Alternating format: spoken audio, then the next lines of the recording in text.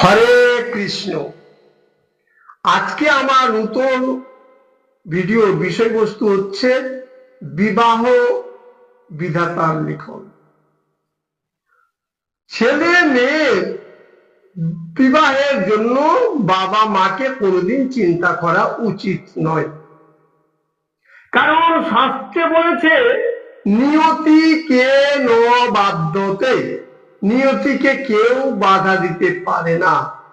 আমার পূর্বজন্মের কর্মফলটা যখন আমাদের এই জন্মে জন্মগ্রহণের সময় বিধাতা জন্ম, মৃত্যু, বিয়ে, ক্রিয়াকলাপ, কিভাবে কোন দিন বড় লোক কোন দিন ছোট লোক সব কিছু লিখে দিয়েছেন।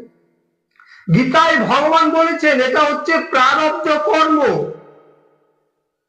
এটা হচ্ছে প্রারব্ধ কর্ম। অতএব আমাদের সব তো লেখা আছে। আমরা যতই চেষ্টা করি যে কোনো মেয়েকে আমরা বিয়ে করতে পারবো না বিবাহ, কারণ আমার জন্মসূত্রে লেখা আছে। একটা গল্প বললে আপনারা ক্লিয়ার বুঝে ফেলবেন। গল্পটা শুনুন। এক দেশের এক রাজার একটাই মাত্র মেয়ে ছিল। মেয়েটি রাজার মেয়ে, ছোট্ট থেকে বড় হলো, তাহলে কিরকম পরিবেশে বড় হচ্ছে চিন্তা ভাবনা করেন। সবসময় চাকরের উপর, স্নান করতে গেলেও চাকর, সায়া ব্লাউজ নিয়ে যায় চাকর, স্কুল গেলে বই খাতা নিয়ে যায় চাকর, সেই চাকর নিয়ে যায়। একদিন কলেজে যখন পড়ে রাজার মেয়েটা, তখন উপযুক্ত বয়স হয়েছে।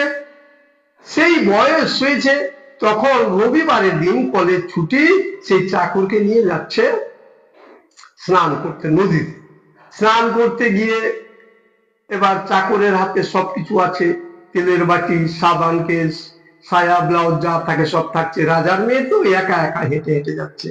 এবার সেই নদীর ধারে বট গাছের তলায় একটা মুনি কি যেন মন্ত্রপুত করছে, দুদি দিয়ে দুটো খড় নিয়ে বেঁধে বেঁধে ফেলে দিচ্ছে। তখন রাজকুমারীর মনে হলো, সেই চাকরকে বলছে যাও তো তুমি দেখে এসো তো সেই মন্ত্রী সেই মুনিবর কি করছে। কে বলল? মুনিবর বলছে যাও, আমি বিয়ের সূত্র পাচ্ছি। গিয়ে বলল রাজকুমারীকে। রাজকুমারীরও তো একটা স্বপ্ন, যে কোনো মেয়ে জন্ম নেওয়ার পরে তার যখন সেই যুবতী বয়স হয় বা ছোট থেকেই তার মনোভাব হয় আমি তো এই বাপের বাড়িতে থাকতে পাবো না, আমাকে তো যে কোনো লোক একটা বিয়ে করবেই, আমি তো পরের বাড়িতে থাকবো। বিয়ে কথাটা একটা বড় জিনিস। তখন রাজকুমারীরও মনে হলো আমাকেও তো আমার বাবা মা বিয়ে দেবে, আমিও তো যাবো অন্য কোনো রাজার ঘরে, তাহলে আমার বিয়ে কার সাথে হবে?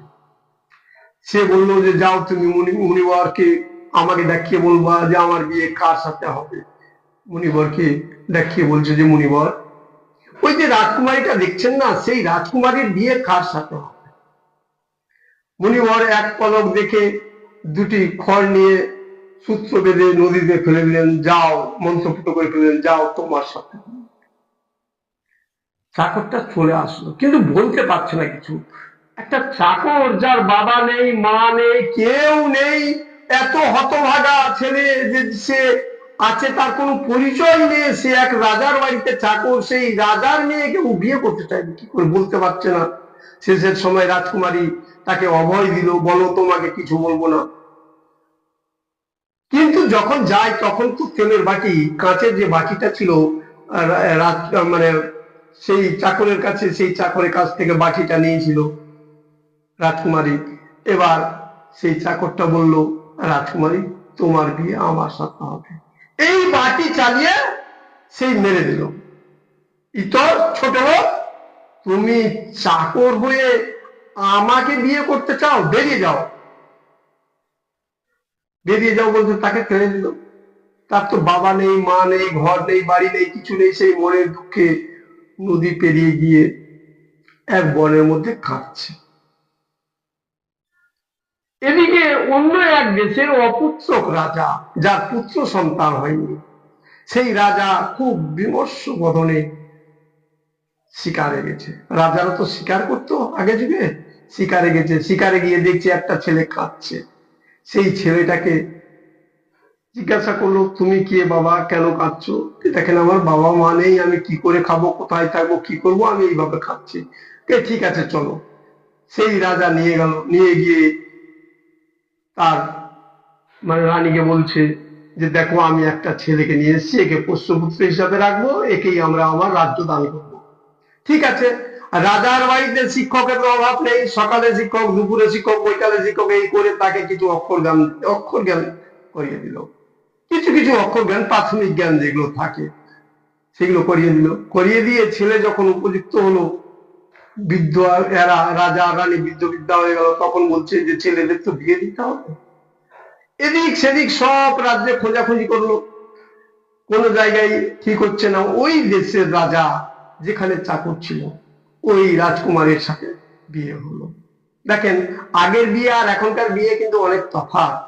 কারণ এখন তো বিয়ে ওই ছেলে মেয়েকে পূর্ব থেকে দেখে, কি করে কি চলবে, কখন কি হবে না হবে, আরে ছেলে মেয়ের সম্পর্কের শেষ নেই। কিন্তু আগে নয়, আগে বাবা মা যার সাথে হাত ধরিয়ে দিত সেটাই বিয়ে।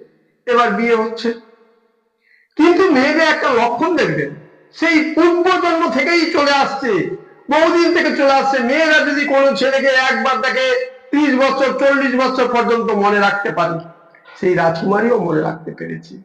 এবার যখন বিয়ে হয়ে যাওয়ার পরে বাসন ঘরে যাচ্ছে, তখন বলছে যে আচ্ছা আমাদের বিয়ে তো হয়ে গেছে, তোমাকে নিয়েই আমি সংসার করব, কিন্তু সত্যি করে বলো তো তুমি কি রাজপুত্র?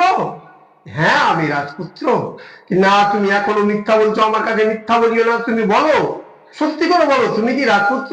হ্যাঁ আমি রাজপুত্র। তখন মুকুট ছেড়ে দেখাচ্ছে যে দেখো তো এই দাগটা কিসের, কে মেরেছিল তোমাকে? তেলের বাটি নিয়ে আমি ছিলাম, তুমি গিয়েছিলা সেই মণিবরের কাছে আর আমাকে বিয়ে করতে চেয়েছিলা, আমি তোমাকে মারিনি? হ্যাঁ। তাহলে ঠিকই আছে, বিধাতার লিখন। পূর্বজন্মের কর্মফল হিসাবে জন্মগ্রহণের সময় যখন বিয়েটা লিপিবদ্ধ করে দেই, বিয়ে কোনোভাবেই এদিক সেদিক হয় না। যদি কোনো রকম ভাবে কেউ অত্যাচার করে বিয়ে করে, সেই বিয়ে কিন্তু টিকে না। তাহলে এই রকম এই শাস্ত্রের গল্প মেনে কেন কোনো ছেলে মেয়ের বাবা মা বিয়ের জন্য চিন্তা করবে? বিয়ে তো অটোমেটিকই হবে, কারণ সে তো পূর্বজন্মের লিপিবদ্ধ করা বিধাতার লিখন।